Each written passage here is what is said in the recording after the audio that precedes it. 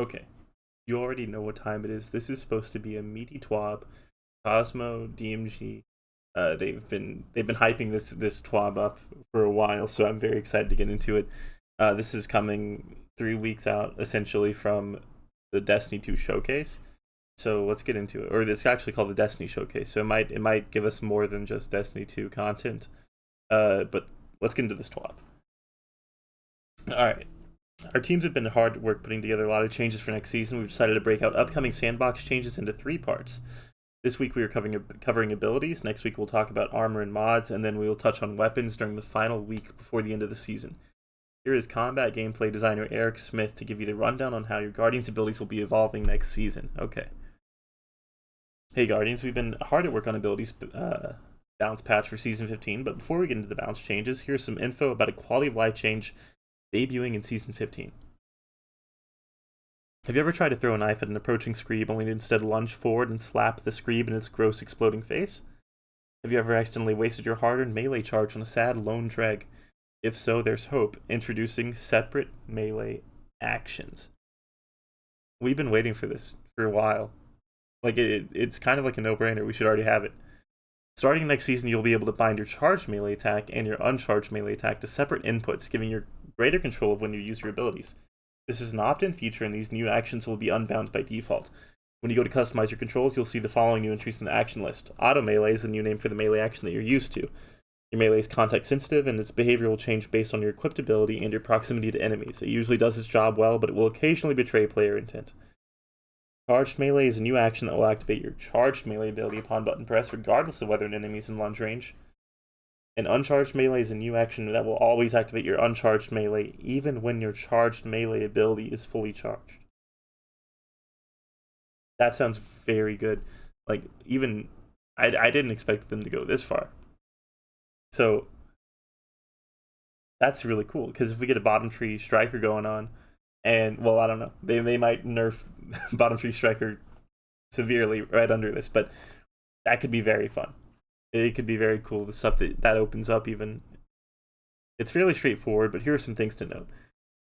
Melee attacks trigger as soon as the button is pressed, not when it's released. Melee attacks don't wait to see if you're still holding the button before starting. This means you can't set any of the melee actions to a long press or double press input. Good. Game controllers have a limited number of inputs, so you may need to get creative with how you map your controls. Personally, I like to put charged melee on RB, R2, and uncharged melee on right stick. This doubles up the finisher and uncharged melee actions on right stick. Click R3, which will prioritize finishing enemies over meleeing them if the enemy is in a finishable state. That's pretty cool that you can do both on one stick. If you assign charged melee and uncharged melee to the same input, it will always prioritize the charged melee over the uncharged melee, which is the opposite behavior of the auto melee action. Oh, wow. Okay. Alright, you can easily change their inputs, so that's not bad. The same way you change any other input. I hope it saves your bacon from time to time. I bet it will. Last season, Sandbox lead Kevin Yanez laid out our vision for how we see subclass abilities fitting into the Destiny 2 sandbox moving forward. Our philosophy for ability design is that the abilities should complement the core combat of Destiny, but not dominate it. It should enhance the game's gunplay, but not replace it. The changes we're introducing in Season 15 will help set the stage for those larger systemic ability changes. In the coming seasons, we'll be focusing on adjusting how often abilities can be used in the Crucible specifically. Please stay tuned for more info about that. Okay. So, smaller changes now. For Season 15, we've prepared a slew of balance changes to raise up underperforming subclasses and tone down overperforming subclasses. Without further ado, here are the ability changes we'll be making in Season 15. I hope Bottom Tree Striker is not touched. I mean, it probably should be a little bit, but I hope it's not. The goal of these changes is to make being frozen by stasis less frustrating. Previously, players who were frozen in the air had to wait until they hit the ground to start the breakout process. Additionally, we've shortened the window of vulnerability between breaking out of the stasis encasement and losing the damage resistance it provides, and getting back to weapon ready so you can fight back. Okay.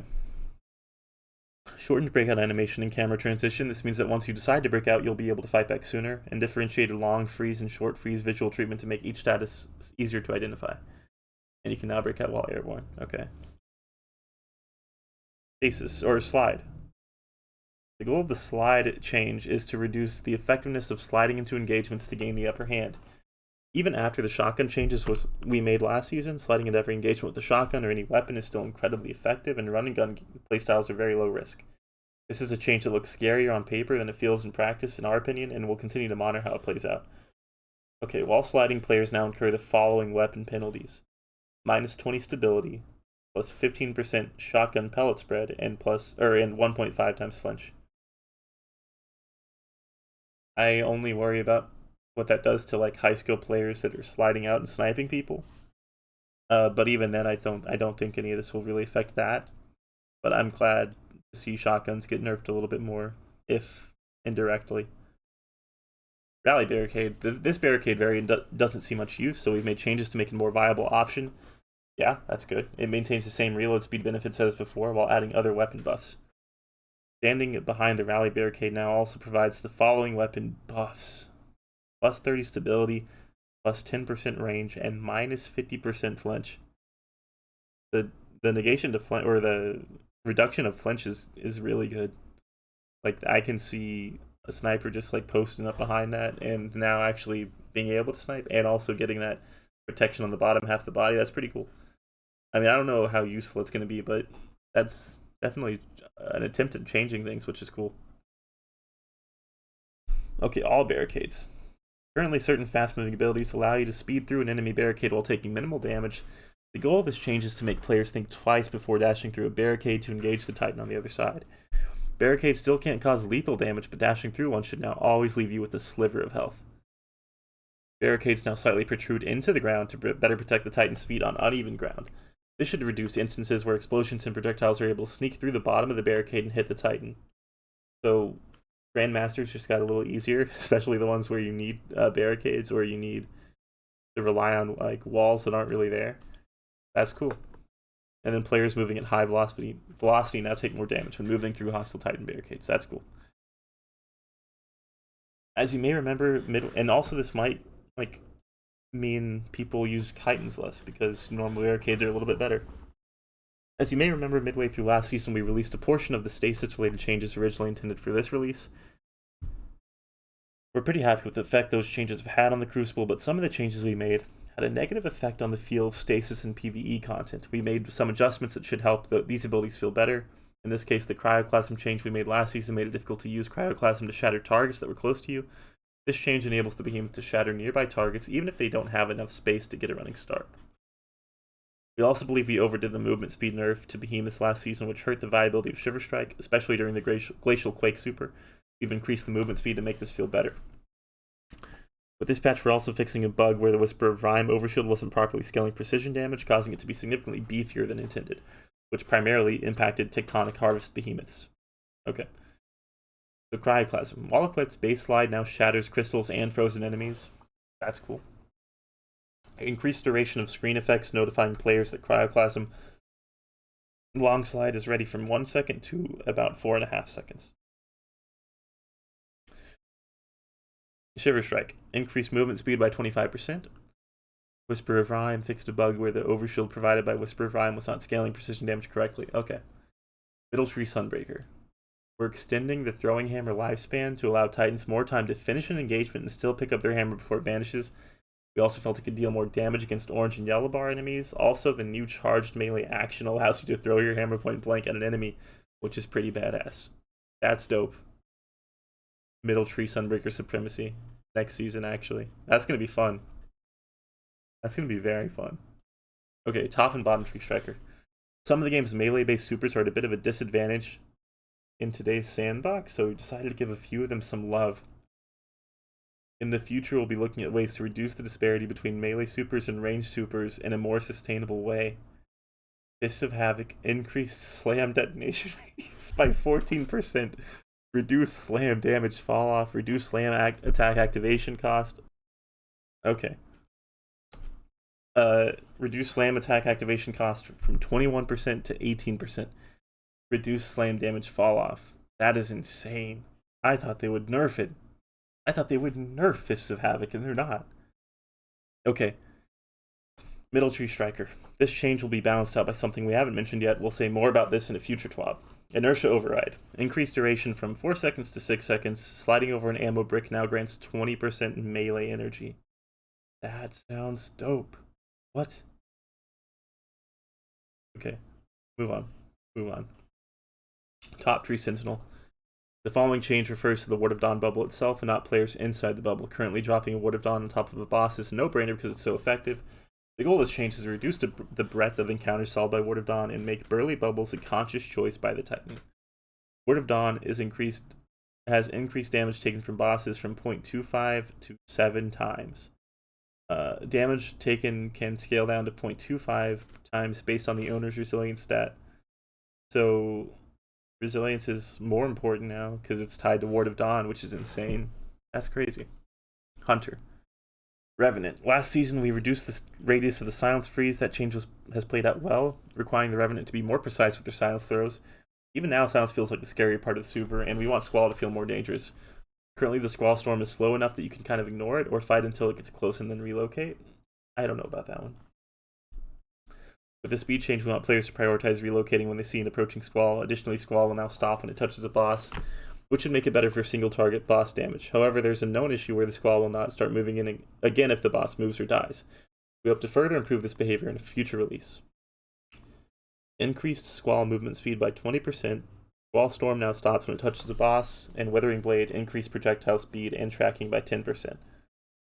Okay, I don't know about that. I don't know if you need the Withering Blade change. The movement speed by 20% of Squall isn't that bad, I don't think. You can get out of that. We'd like to give hunters a larger window to defeat burning enemies and trigger the playing with fire perk. As such, we're giving the knife trick timer a 25% buff. Increase burning duration from 3 seconds to 4 seconds. Okay. Top Tree Gunslinger. This super has been through a lot. We had intentionally reduced the effective range of 6-shooter several seasons ago to balance it against Bottom Tree Golden Gun. This change was then unintentionally reverted at some point due to an unrelated integration mishap and then later de-reverted. In any case, we're extending the lethal range of the super little to reduce how often it required 2 shots to kill in the Crucible. Damage fall-off now starts at 25 meters instead of 20 meters. That's fine. That's like a skill-based super, which isn't that common, so I'm fine with it. I mean, it has aim assist, but at least it's a little harder to use than like a Bottom Tree Striker Titan. Even though that's, yeah, whatever. We're getting too far in the weeds there. Arc Strider. As we mentioned previously, melee supers such as Arc Staff are struggling a bit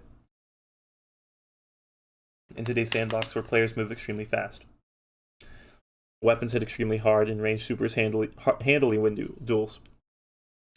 We've extended the duration and slam range to help alleviate some of Arc Staff's shortcomings, but we'll continue to evaluate super dynamics and search for a solution that doesn't cause power creep. Additionally, Arc Staff need a little love in high-level PvE content, so we've increased its damage output there. That's cool. Extended passive super duration from 16 seconds to 20 seconds, increased heavy slam detonation radius from 5 to 6 meters, increased damage versus PvE combatants by 33%. That's nice. Deadly Reach, increased duration from 8 seconds to 10 seconds. That's always nice. Deadly Reach is fun. Lightning Weave, dealing damage with Tempest Strike now triggers Lightning Weave.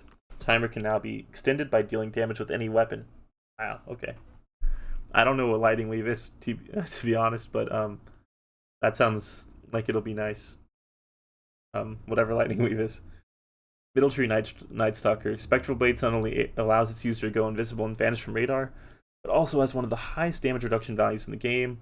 As the fantasy of this ability is that of a stealthy assassin and not a stealthy raid boss, we've decided to tone down the damage reduction. Looking at the data, Middle Tree Night Stalker is among the most successful subclasses in the Crucible, so this change feels warranted. Reduced damage reduction during super from 52 to 47.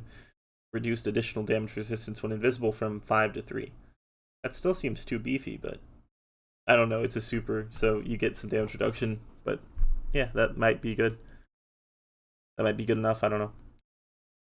Winter's Wrath is one of the best dueling supers in the game, capable of quickly and easily dispatching other supers. We're okay with that being a strength of the Shadebinder in PvP, but we felt melee supers needed more of a fighting chance against the Shadebinder.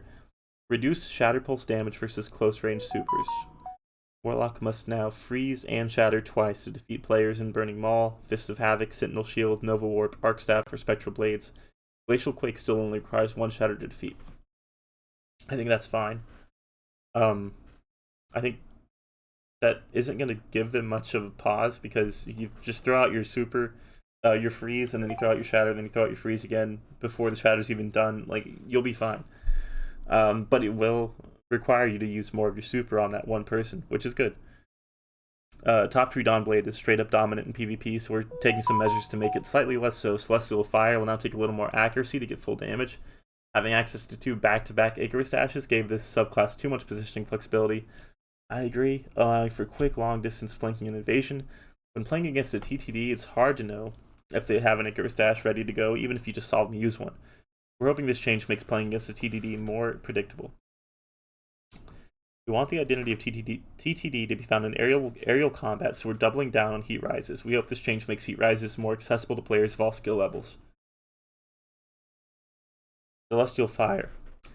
Reduced tracking cone angle. Arming shape proximity detonation now shrinks over time. Reduced detonation size by 1 meter. Damage fall off increased at short distances. I think that's good. I think that's a good change.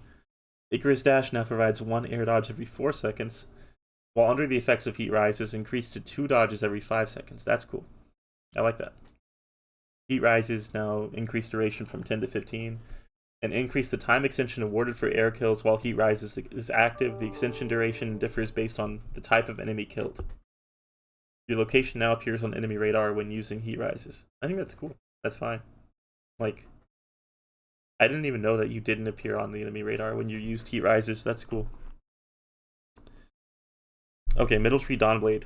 Like Word of Dawn dropping well on certain bosses is a no-brainer because it's so effective. The goal of the below changes is to reduce the breadth of encounters solved by Well of Radiance and make Burly Wells a conscious choice by the Warlock. Additionally, we'd like to make Well of Radiance more effective in the Crucible. You will have more survivability while in the well, and you won't be able to be frozen or slowed by stasis users, making this tree a solid choice when facing off against stasis. The Well Sword can be frozen and shattered, but it takes multiple freezes and shatters before being destroyed. Increased damage taken from bosses from 0.25 to 1.5 at 0 resilience. Damage taken can scale down to 0.25 based on the owner's resilience stat. Okay. Increased damage resistance buff versus enemy players from 20% to 40%. Players inside Well of Radiance are now immune to stasis, freeze, and slow. Well Sword can now be frozen and shattered by stasis. I think players inside Wells are already really strong, but okay. Guiding Flame. Increased duration from 7 seconds to 10 seconds. Increased damage buff from 20% to 25%. Alright. Bottom Tree Dawnblade has felt a little lackluster when compared to the other Warlock options. So we've given it some enhanced functionality like the Revenant Shatter Dive. Phoenix Dive can now dive down diagonally in the direction of your choosing. Bottom Tree Dawnblade also has one of the weaker melee attacks in the game. You had to defeat an enemy with a melee impact to cause an explosion.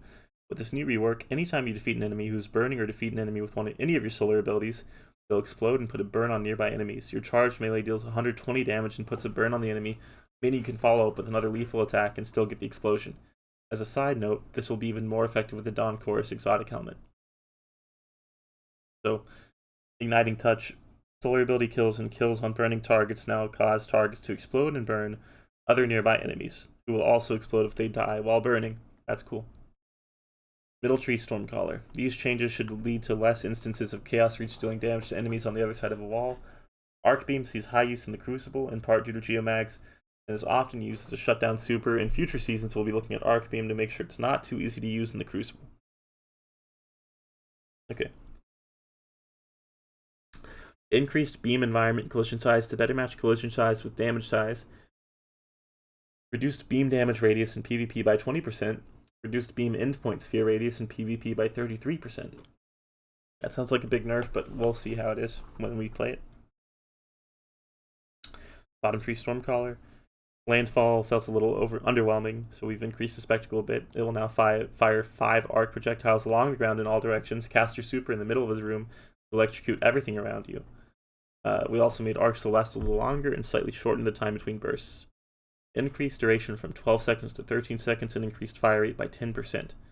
The Electrostatic Surge now increases sprint speed when allies are near. And Landfall now fires 5 arc ground projectiles on cast. Middle Tree Voidwalker. Through a mix of player feedback data and running through some high-level PvE content, we felt that the Nova Warp super needed some attention. Buffing Nova Warp is a dangerous endeavor though, and we'll be monitoring to make sure we didn't overdo it. In PvE, Handheld Supernova was doing a pitiful amount of damage, so we've considerably increased its damage output, especially considering the time and proximity cost you're paying to charge it up and get within range of an enemy. We've also increased the hold time after charging to give you more time to throw it before it vanishes. That's cool, because I hate when it vanishes for no reason. Nova Warp now does 73% more damage to PvE combatants. It no longer slows movement speed while charging or charged, and now it detonates on cast. That's awesome. Handheld Supernova has 100% increase to damage versus PvE combatants, and increased hold time from 2.5 to 3.2 seconds. That's insane. We've omitted some minor changes and bug fixes from this list to avoid bogging down the TWAB any more than we already have. For the full list, check out the patch notes when Season 15 launches. We're hard at work on system-level changes that will enable us to create a healthier balance between abilities and gunplay. We hope to share more about those changes in the future later. Let's go. Improving the powering up stasis experience. They needed to do this at the launch of Beyond Light. With Beyond Light, Guardians received their first taste of wielding the powers of darkness, as well as a new way to power up subclasses with aspects and fragments. These subclass mods introduced a new way of evolving and growing a subclass, which drastically impacts how the stasis subclass felt. Guardians who used aspects and fragments experienced the true power of stasis, whereas those who have not may feel a bit cold toward it. Even worse, many Guardians may not even know of the extended power offered by aspects and fragments, and we wanted to improve that. Alright, so starting in Season 15, Exo Stranger will now reveal more information on how to complete the tasks required for running more stasis power, and Guardians who have finished the Beyond Light campaign and visit the Exo Stranger on Europa will see the entire path for unlocking aspects and fragments. Additionally, many of the prereqs for obtaining and completing the Born in Darkness quest chain will be reduced or removed. Previously, you needed to complete several quests and unlock Salvation's Grip, before stasis would grant them additional power. Guardians that completed the Beyond Light campaign will have immediate access to Born in Darkness quest, and the Exo Stranger also reveals every unknown fragment, regardless of progression through the Born in Darkness questline, giving a preview of the many powers to unlock. These improvements to messaging aimed at removing a lot of the mystery around powering up stasis. We're excited to see more Guardians unlock stasis' chilling power. Okay. Gauntlet Tabletop Fundraiser. Team Bungie will compete in a tournament against 20 other local gaming studios and tabletop aficionados to raise funds for Young Women Empowered.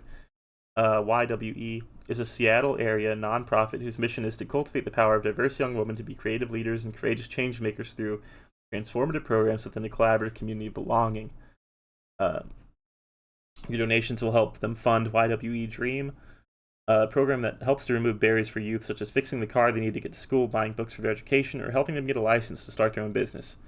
Your donations will also embolden our team with power-ups that will help us win the tournament. Thanks to you, Team Bungie is the reigning champion. Alright, anyone who donates $25 in a single donation to our team page will receive the Entre Nous emblem, which will be distributed on Thursday, August 26th. To be eligible for the emblem, donations must be made before or between August 2nd and August 15th at 11:59 Pacific time PM. Alright, that's pretty much all of it. And this is indeed a very, very meaty TWAB. I am not mad at any of these changes. I'm really not. And it partly is because we need to see it. But I will say that I'm very happy at the bottom tree striker changes. Top and bottom. Because bottom tree striker and Crucible hits different, especially with Syntheseps. It's dirty. Regardless, I think there's a lot of changes here. It's gonna be interesting to see how they all play out and mesh with each other, but this is definitely a big sign that Destiny's committed to changing things and shifting things around when they're not working. And this is a seasonal update, so this is huge. So yeah, thanks for watching the video. Leave a like and subscribe if you want.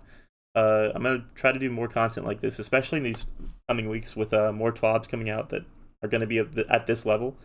They said they have 3 TWABs planned. This is one of them before the next showcase. So expect weekly videos on this. Yep, thanks for watching.